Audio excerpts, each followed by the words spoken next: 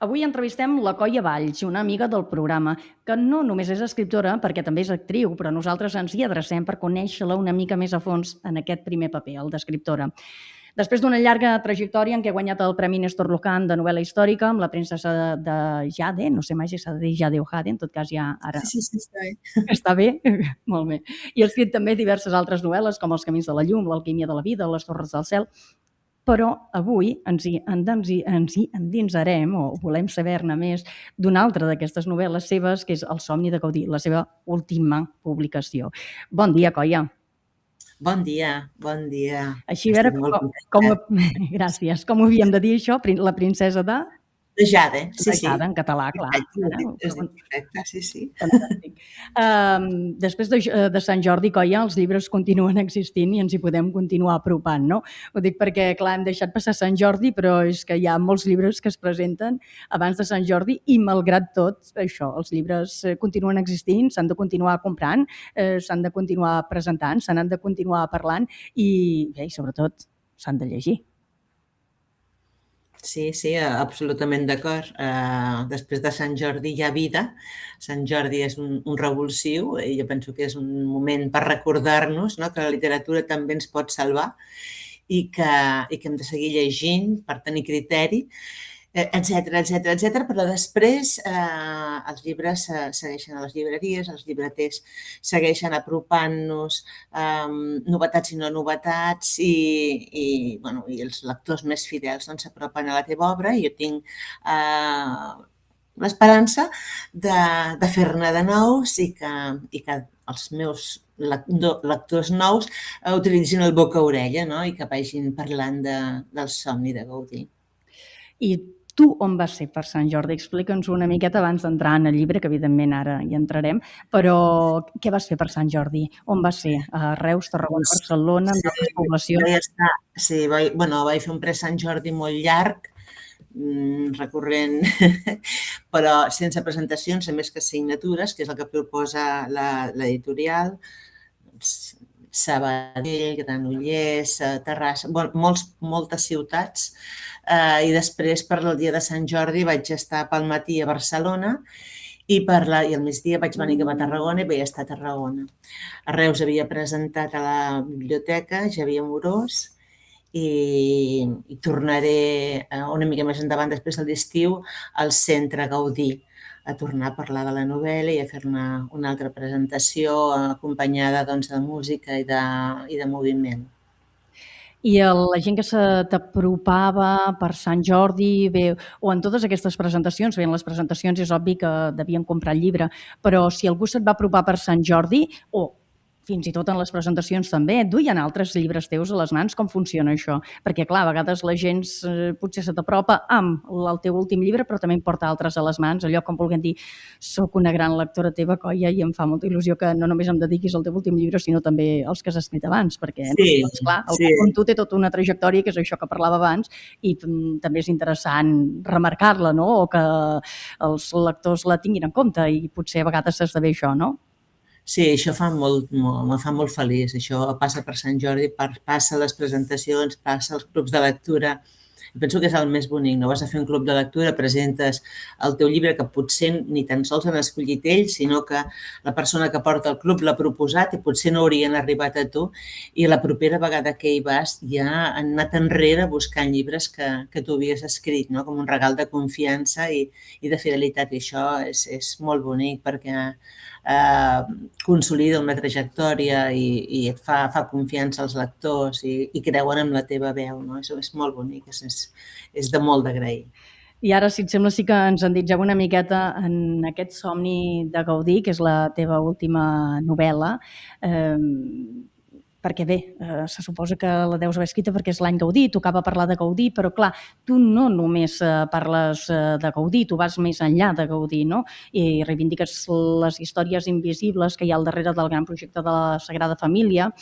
perquè, bé, sí, Gaudí va ser un geni, és evident, ningú ho posa en dubte, no? O ningú ho pot posar en dubte, però darrere també hi ha tot d'històries que no transcendeixen o que no han transcendit, bé, com la vida mateixa, no? Com la història que s'escriu a les pàgines dels llibres d'història, no? I que en el fons Gaudí acabaria sent un d'aquests personatges, i que hi ha tot de vides invisibilitzades, però d'aquelles importants. Per tant, a partir de tot això que he dit, Coia, com neix el projecte i què és el que realment pretenies en parlar d'aquestes altres vides, no? Sí, en realitat el somni de Gaudí és la història de 5 generacions que creixen al ritme d'un temple que no s'acaba mai, no? Que és la Sagrada Família. La Sagrada Família no és el decorat de la novel·la, és el personatge principal que travessa totes aquestes vides, les que coneixem, les que han sortit a les biografies de personatges importants, evidentment, Gaudí, com a gran promotor, geni i el gran creador d'aquest temple, el mestre Bonet, tots Matamala, els escultors, tots aquests personatges hi són, perquè és com si diguéssim el relat oficial, però després tots aquests altres que tu has dit, no? Que sense ells hauria estat impossible aixecar aquest temple i que són invisibilitzats per diferents motius, no? Perquè viuen en l'anonimat. No? Jo voldria dir que no és una altra novel·la al voltant de Gaudí, és des de Gaudí. No? És sobre el temps que ell va posar en marxa. Aquest somni que en el seu moment era impossible portar a terme i que a poc s'han anat donant les circumstàncies perquè la tècnica, no, també recolzés aquest projecte que aleshores era inviable. No?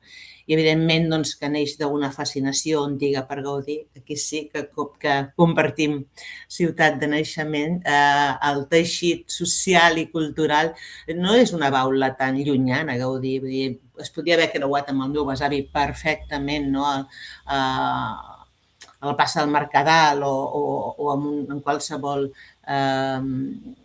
obra, qualsevol litúrgia, no? A Sant Pere. Vull dir que jo volia, sobretot, entendre què vol dir dedicar una vida sencera a una obra que no veuràs mai acabada, com les catedrals medievals, no? Que això ja passava. I això es pot interpretar de moltes maneres. No? Es pot interpretar com un signe d'humilitat, vull dir, tu crees aquest temple, l'estudies, el projectes i saps que no veuràs acabada i que hi haurà moltes altres mans que aniran reconstruint, o com una obra de voler passar a la història, no? Perquè d'alguna manera sempre estaràs allí. No? Però jo no dono solucions màgiques ni m'interessa tampoc el Gaudí que respon preguntes.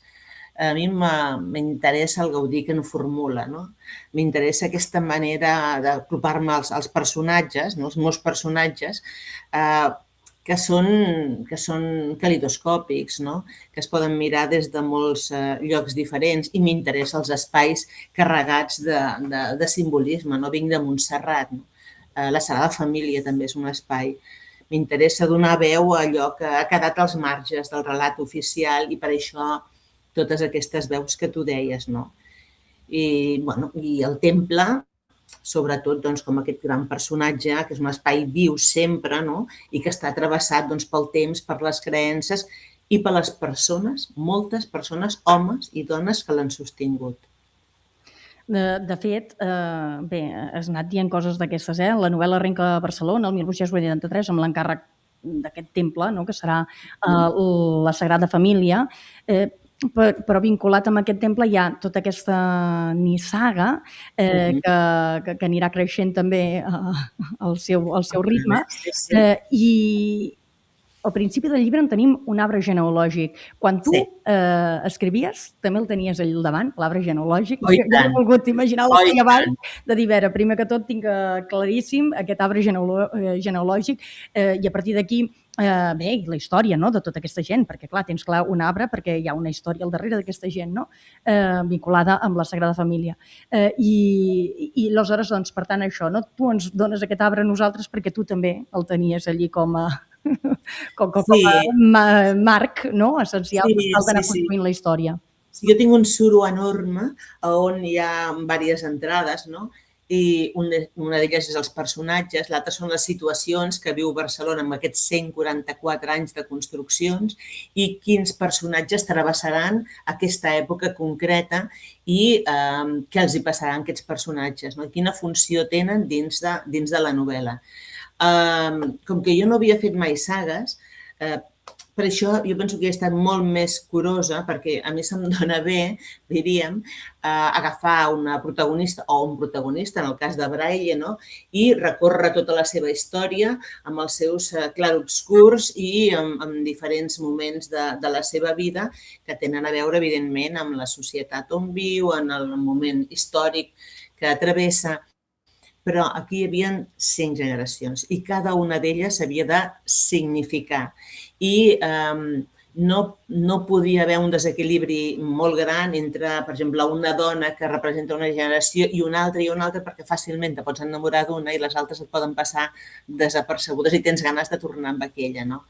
Per tant, sí que cada una d'aquestes sagues travessen un moment i doncs mentre la més allunyada en el temps, l'Anna, és una nena que porta amb un fardallet al dinar el seu pare, que és picapedrer, doncs la Maria és la que passa la Guerra Civil, la Mercè és la que està a l'escola que va crear Gaudí precisament pels fills dels treballadors.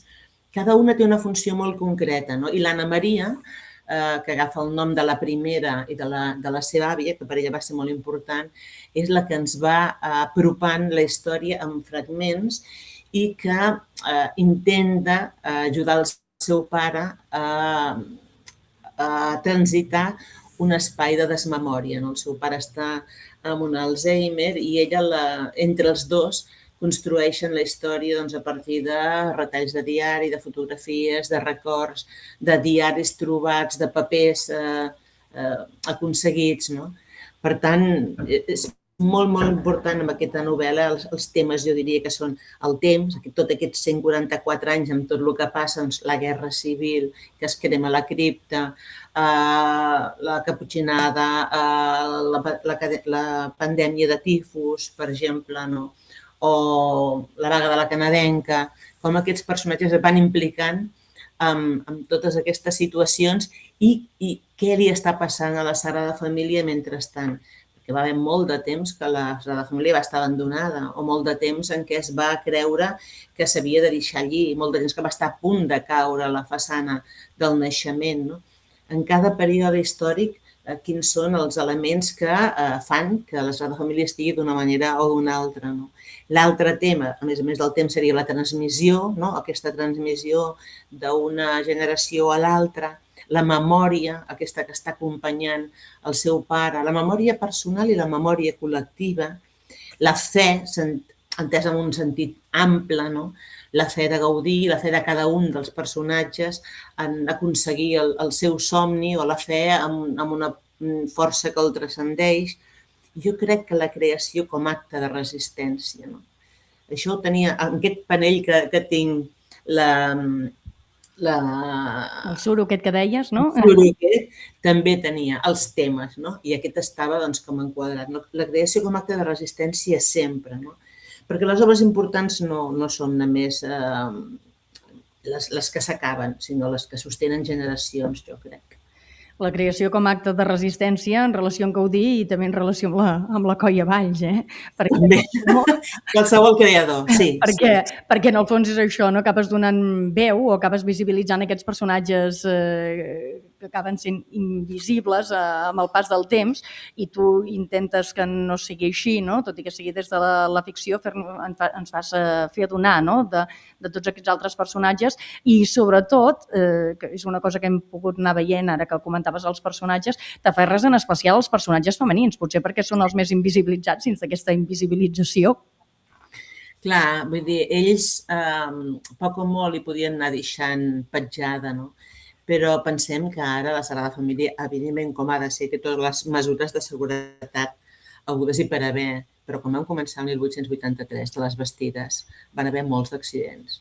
Molta gent que hi va deixar un cop que va inutilitzar la mà o que va caure d'una bastida. Aleshores, qui tirava endavant la família d'aquest picapedrer o d'aquest obrer, no?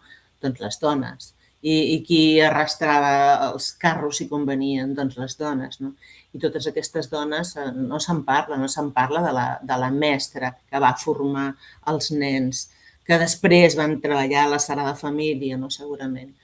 Tot això, a mi, jo penso que la història, perquè esdevingui el més proper a la realitat, ha de conviure amb aquests dos relats, no? Amb el relat oficial i amb l'altre.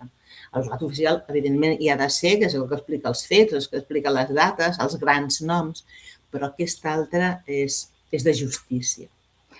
I tu què en sabies de tot això, no? Perquè ens has anat explicant com estava la Sagrada Família, ens vas explicant, no?, amb la novel·la, com està la Sagrada Família, però també doncs, per tots aquests esdeveniments que anaves comentant, que passa a la ciutat de Barcelona en aquests 144 anys, epidèmies, guerres, clar, tot això hi ha un coneixement així general, no? Però potser a l'hora d'escriure una novel·la t'hi has d'endinsar una miqueta més.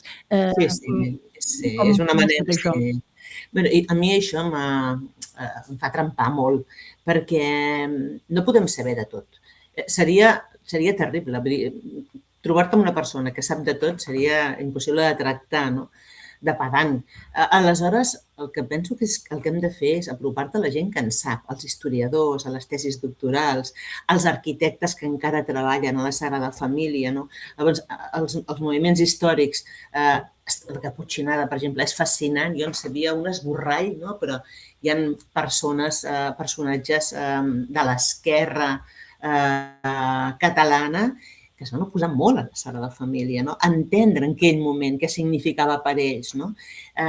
Obrir la ment i estudiar totes les posicions possibles i anar una mica més enllà dels titulars, no? Això m'agrada moltíssim. I després doncs, vaig tenir la sort de conèixer Ramon Espel, per exemple, un dels arquitectes que em va ensenyar la Sagrada Família, que fa 33 anys que hi treballa, i me va corregir moltes coses que jo vaig agrair, per exemple, Subirats, no? Que Subirats és molt discutit, no?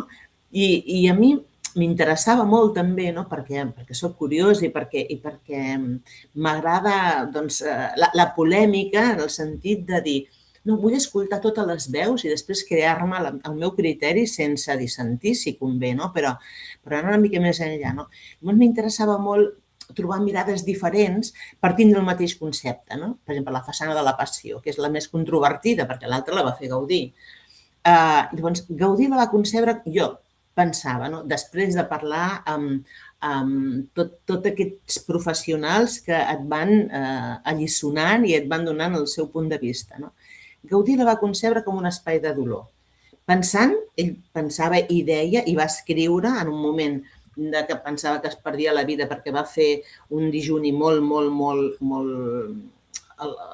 al límit, ell volia que impactés, que l'impacte fos punyent. Però entre el moment en què ell la va projectar i el moment en què es va materialitzar, van passar dècades, no? Llavors, Josep Maria Subirats, quan hi intervé, ja no dialoga amb el Gaudí modernista. I dic modernista i si em veiés ho posaria cometes perquè Gaudí, modernista, en algun lloc l'hem de posar i encaixa amb aquest moviment pel temps, però va molt més enllà. Llavors, quan intervé ja no dialoga amb aquest Gaudí modernista, sinó amb el Gaudí gairebé mític, que està filtrat pel segle XX, no? I crec que funciona precisament per això, perquè no intenta imitar-lo, no? La passió havia de fer mal i en fa, d'una altra manera, no? I penso que això és molt bonic en la Sagrada Família, que sense trair l'esperit de Gaudí, respectant l'ànima, no?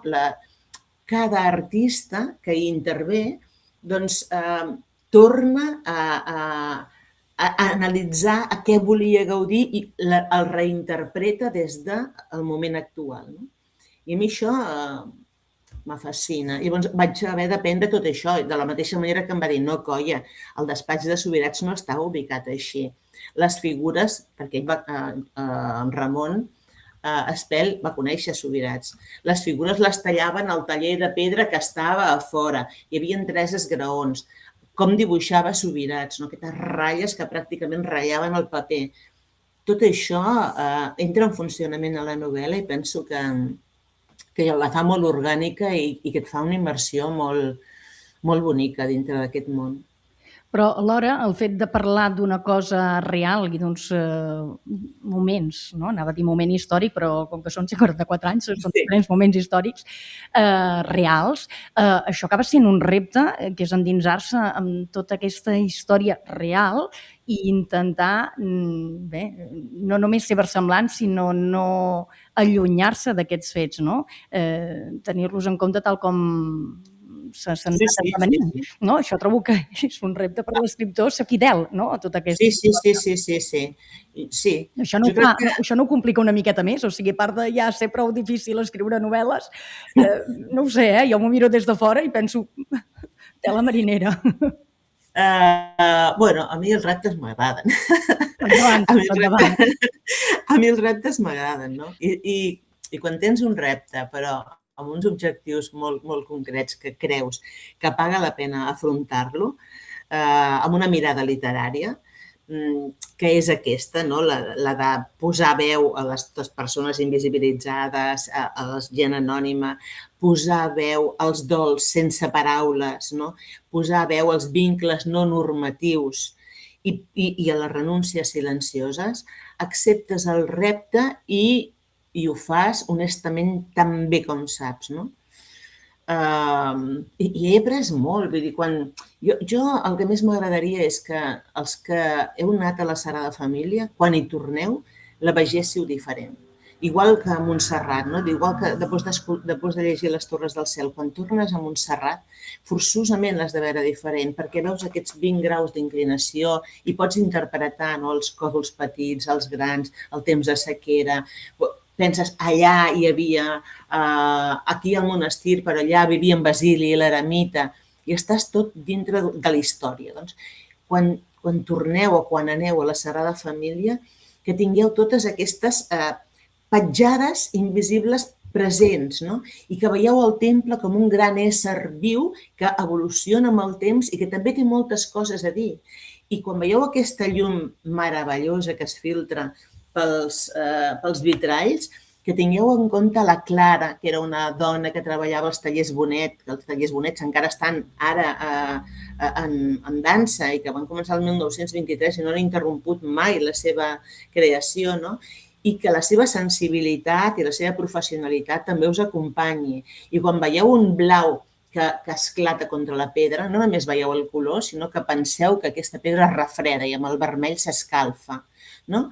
Com la pell d'un ésser estimat. Jo penso que si passa això, si ens creiem que la Sagrada Família és el que passa entre posar una pedra i l'altra, ja la veurem diferent.